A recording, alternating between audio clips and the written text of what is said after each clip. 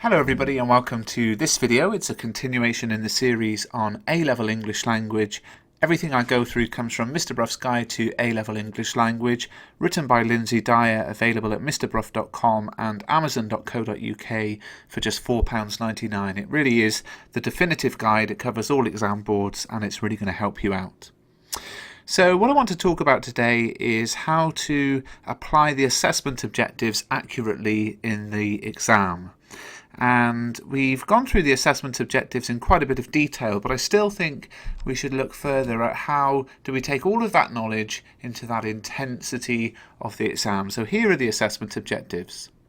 So AO1, apply appropriate methods of language analysis using associated terminology and coherent written expression, is all about identifying the key features clearly and accurately. And you need to think about, is your written expression clear and accurate? Have you adopted a linguistic register? Can you identify and use correct terminology? Can you identify and select the most appropriate language features? Is there a precision of labelling at word and sentence level? Now AO2, the assessment objective is demonstrate critical understanding of concepts and issues relevant to language use. And this is all about how you use ideas from language study to interpret how language is being used. So to help you with this one, you need to think about, do you know and understand theory, concepts and issues relating to language use? How do spoken and written texts reproduce ideas about cultural values and assumptions? How is power, gender, occupation, age, technology, etc. represented in spoken and written discourse? Does the data you've been given support or refute the ideas from language study that you're familiar with, and can you provide different interpretations?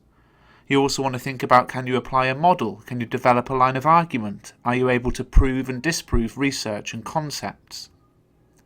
AO3, to analyse and evaluate how contextual factors and language features are associated with the construction of meaning, is really all about the why and the how audience, purpose and genre have influenced the text. Why and how audience, purpose and genre have influenced the text. You might think about, how do the linguistic terms chosen create meaning and representations? How are the audience positioned to feel? How does the context and situation influence meaning?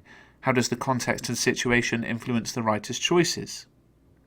AO4, explore connections across texts informed by linguistic concepts and methods, is about making linguistic links between texts by comparing and contrasting, writing about similarities and differences.